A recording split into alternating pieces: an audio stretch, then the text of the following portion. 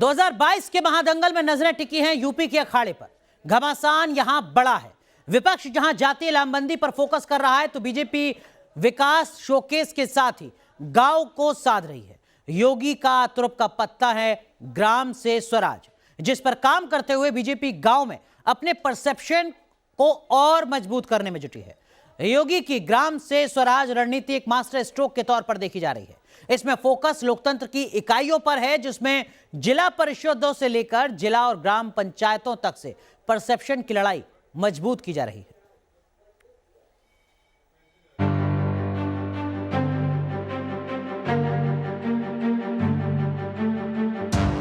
UP में गांवों से सधेगा राजपथ। मुझे बहुत बार बोलते थे लोग, अरे साहब आप आंगनबाड़ी के नेताओं से मिलते हैं, तो मैंने कहा प्रदेश के नागरिक हैं वो।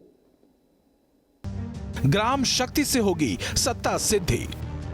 महादंगल में योगी का महादांव, अब की बार ग्राम से स्वराज। देखिए, जो कार्य करेगा उसको सम्मान मिलेगा। आप देखे होंगे 2017 के पहले आपके प्रति समाज का नजरिया क्या था और 2017 के बाद वो नजरिया बदलने में कितनी मदद मिली है। सियासत का सारा खेल नजरिए का है। बीजेपी नजरिए यानी परसेप्शन के इस खेल को बखूबी समझती है। लंबे सत्ता संघर्ष के दौर में परसेप्शन की ऐसी बाजी में यूपी में सत्ता के शिखर पर पहुंची है बीजेपी। 2022 का महासमर बीजेपी के लिए एक बड़े परसेप्शन का खेल है। नजरिया बनेगा तो यकीनन वोटर सधेगा, और नजरिया बनाने, बदलने और बरकरार रखने में योगी की नजर अब लोकतंत्र की इकाइयों से जुड़े वर्कर्स पर है। इसमें भी सबसे ज्यादा फोकस है गांव पर। योगी का लक्ष्य ग्राम से स्वराज हासिल करने का है, और इस परसेप्शन मेकिंग में एक बड़ी भूमिका है ग्राम प्रधान, आशा बहू, रसोईया, आंगनबाड़ी कार्यकर्त्री की। पिछले महीने मुख्यमंत्री योगी आदित्यनाथ ने प्रदेश के 8,84,225 पंचायत प्रतिनिधियों पर सौगातों की बारिश की थी।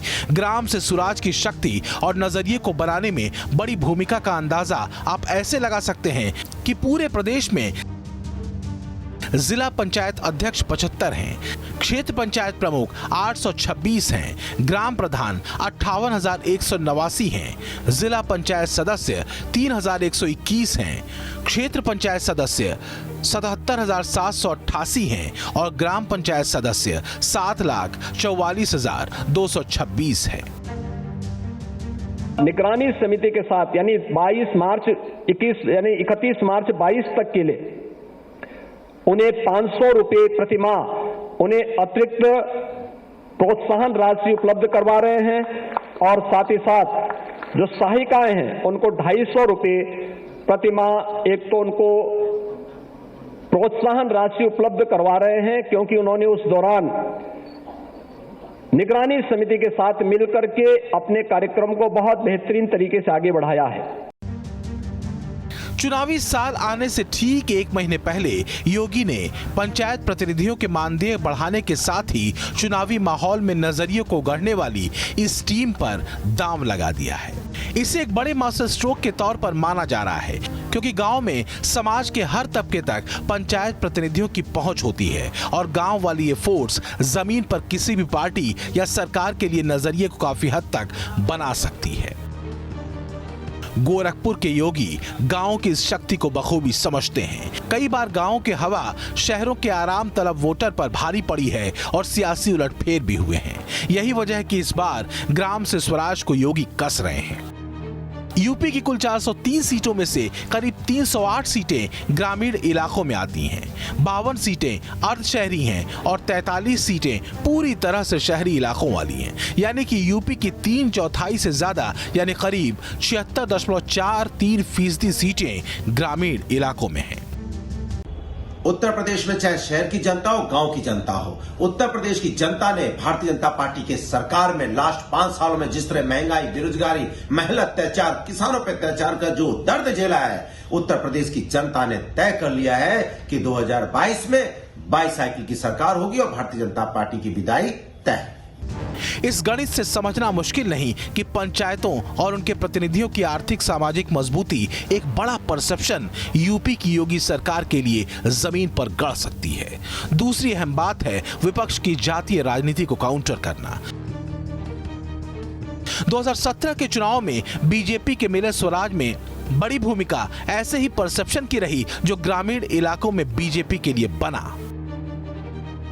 पिछले चुनाव में बीजेपी को ग्रामीण इलाकों की 308 सीटों में से 246 सीटें मिली थीं। वोट प्रतिशत करीब 40% का था, जबकि समाजवादी पार्टी को ग्रामीण क्षेत्रों में सिर्फ 34 सीटें मिली थीं। 21.79% वोटों के साथ बीएसपी को 18 सीटें मिली। वोट प्रतिशत 23.47 का था। वहीं कांग्रेस को ग्रामीण इलाकों में सबसे कम 5 सीटें मिली थीं और 5.63% का वोट शेयर था। उत्तर प्रदेश की योगी सरकार ने अपनी हार कबूल कर ली है, और कबूल इसलिए कर ली है कि देश के प्रधानमंत्री को उत्तर प्रदेश में बार बार आकर विकास बताना पड़ रहा है। एक पुरानी कहावत उत्तर प्रदेश में, अब तो सरकार की चली चलाकी बेला है। और ये आंकड़े ये बताने के लिए काफी हैं कि बीजेपी का फोकस गांवों पर इतना ज्यादा क्यों है। योगी की रणनीति ग्राम से निकलते बीजेपी के स्वराज के इसी संदेश और संकेत को बनाए रखने की है, और इसलिए बीजेपी के ग्राम से स्वराज के इस कदम को 2022 के महादंगल में मास्टर स्ट्रोक के तौर पर देखा जा रहा है। वहीं विपक्ष के लिए फिलहाल योगी की इस चाल की काट बस जातीय खांचों वाली राजनीति है, लेकिन 2017 में बना नजरिया कई बड़े बदलावों के साथ क्या वाकई अपना असल खेल दिखाएगा? ये सवाल बड़ा है। फिलहाल तो ग्राम से स्वराज की साध है। Team news nation. चलिए अब जरा इसे समझिए कि किस तरीके से ग्रामीण क्षेत्रों में बीजेपी इस बार कैसे एक सधी हुई रणनीति पर काम कर रही है। 2022 के आने से पहले पिछले साल दिसंबर में सीएम योगी ने बड़े पैमाने पर पंचायत प्रतिनिधियों को सौगात दी। किस तरीके की सौगात दी वो जरा हम आपको बता दें। दरअसल में ग्राम पंचायत सदस्य को पहले कोई मानदेय नहीं मिलता था। अब ग्राम पंचायत सदस्य को हर बैठक के लिए 100 रुपए का मानदेय मिलेगा, और लक्ष्य भी तय कर दिया गया है कि साल में कम से कम 12 बैठकें जरूर की जाएंगी। इसी तरह क्षेत्र पंचायत सदस्य के मानदेय को बढ़ाया गया है। पहले ये मानदेय 500 रुपए था, जिसको बढ़ाकर अब 1000 रुपए कर दिया गया है, और साल में 6 बैठकें यहां पर भी अनिवार्य कर दी गई हैं राज्य सरकार के द्वारा।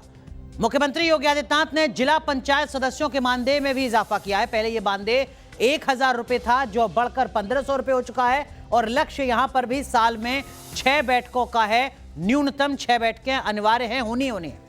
अब जिला पंचायत सदस्य की बात करें तो पहले इन्हें 1000 रुपए मानदेय मिलता था, जिसको बढ़ाकर अब जिसमें इजाफा किया गया है, और अब इसको 1500 रुपए कर दिया गया है। 500 रुपए का यहां इजाफा किया गया है। मुख्यमंत्री योगी आदित्यनाथ ने ग्राम प्रधान के मानदेय में भी इजाफा किया है। जो पहले 3500 रुपए था, अब वो सीधा बढ़कर 5000 रुपए हो गया है। ये गांव प्रधान के लिए मानदेय है राज्य सरकार के स्तर पर।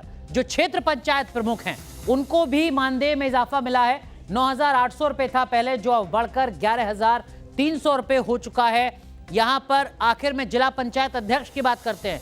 इसे भी योगी सरकार ने बढ़ाया है। जो पहले 14000 रुपए था, उसमें 1500 रुपए का इजाफा किया गया है, वो बढ़कर 15500 रुपए हो चुका है। तो ये तमाम वो आंकड़े हैं ग्राम के स्तर पर, स्वराज के स्तर पर, जिनको अब राज्य सरकार साधने की कोशिश कर रही है। गांव को बीजेपी कैसे साध रही है, इसे समझने के लिए अब आंगनवाड़ी कार्यकर्तियों को योगी सरकार ने नए साल पर मिले गिफ्ट की बात करते हैं। जरा आपको समझाते हैं कि किस तरीके से उनको भी गिफ्ट दिया गया है। आंगनवाड़ी कार्यकर्तियों को पहले 5500 रुपए मानदेय हर महीने मिलता था, लेकिन अब योगी सरकार ने उसको बढ़ाकर 8000 रुपए कर दिया है, यानी 3500 रुपए महीने का इजाफा यहां पर किया गया है। जो मिनी आंगनवाड़ी कार्यकर्ती हैं उनकी अगर बात की जाए तो उन्हें पहले 4250 रुपए 4250 रुपए मिलते थे, लेकिन अब वो बढ़कर सीधे 6500 रुपए हो चुके हैं। यहां पर भी काफी ज्यादा इजाफा देखने को मिल रहा है। वहीं जो सहायिका हैं उनका मानदेय पहले 2750 रुपए था,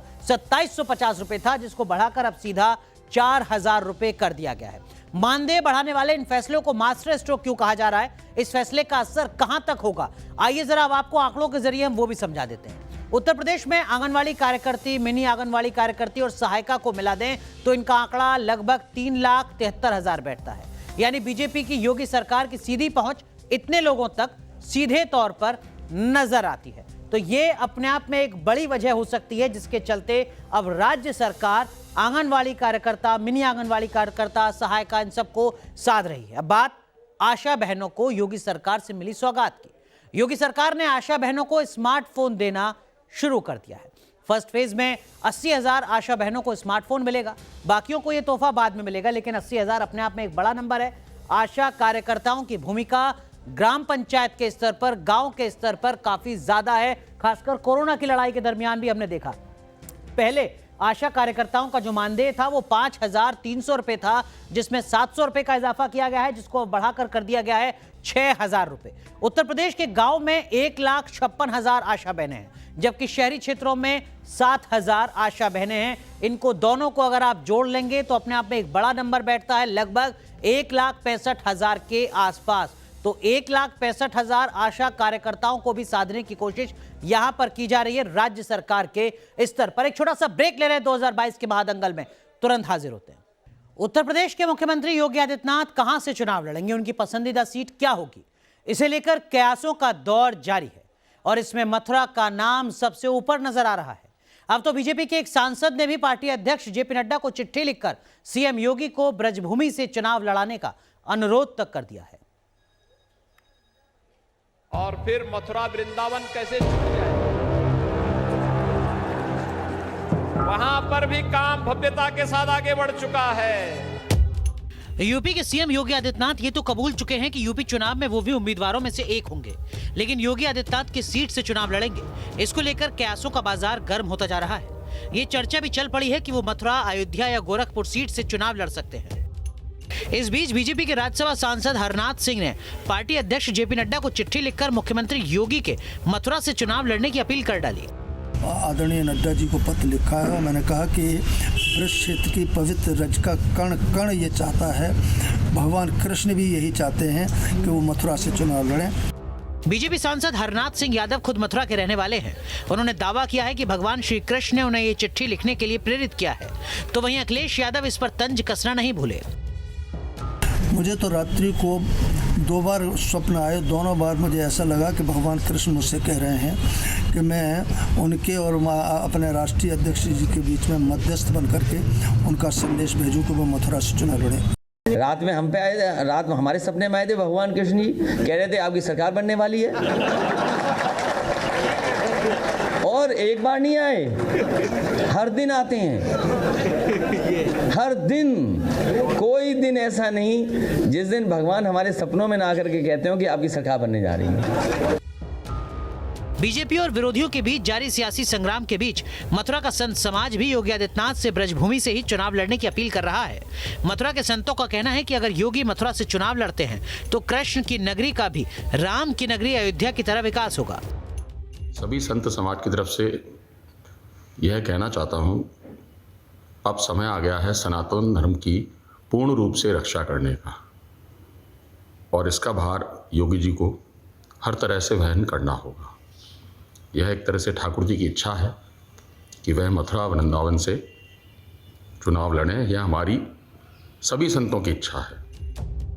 सियासी पंडितों का कहना है कि मथुरा की जनता और संत समाज का इस बात पर जोर है कि योगी आदित्यनाथ मथुरा से ही चुनाव लड़ें। लेकिन इससे भी अहम बात यह है कि बीजेपी काशी और अयोध्या के बाद अब मथुरा का नया अध्याय खोलना चाहती है, क्योंकि एक और पूर्वी उत्तर प्रदेश की काशी में पीएम मोदी मोर्चा संभाले हुए हैं, तो मथुरा की जिम्मेदारी सीएम योगी को सौंपकर पार्टी पश्चिमी यूपी में किलेबंदी करना चाहती है। तभी तो अमरोहा की रैली में सीएम योगी ने काशी अयोध्या के भव्य धाम की चर्चा की तो मथुरा वृंदावन की बात भी छेड़ दी। हमने कहा था अयोध्या में प्रभु राम का भव्य मंदिर निर्माण का कार्य प्रारंभ कराएंगे। मोदी जी ने कार्य प्रारंभ करा दिया है ना, खुश हैं? अयोध्या में राम मंदिर बनने से खुश हैं सभी लोग। और अभी काशी में भगवान विश्वनाथ का धाम भी भव्य रूप से बन रहा है, आपने देख लिया ना। और फिर मथुरा वृंदावन कैसे छूट जाएगा, वहां पर भी काम भव्यता के साथ आगे बढ़ चुका है। कहा जाता है कि ब्रजभूमि से योगी आदित्यनाथ का काफी लगाव है। योगी गोरखपुर, अयोध्या और काशी की तरह मथुरा का भी लगातार दौरा करते रहे हैं। जन विश्वास यात्रा को हरी झंडी दिखाने के लिए भी सीएम योगी ने मथुरा को ही चुना। जन्माष्टमी हो, ब्रज की होली हो या ब्रजराज महोत्सव, सभी कार्यक्रमों में सीएम योगी मथुरा आकर बढ़ चढ़कर हिस्सा लेते रहे हैं। और फिर कृष्ण जन्मभूमि का मामला पहले से ही बीजेपी के एजेंडे में भी रहा है। Team news nation. यहां रुक रहे हैं कुछ देर के लिए, लेकिन आप बने रहिए न्यूज़ नेशन के साथ, क्योंकि खबरों का सिलसिला यहां कभी नहीं थमता।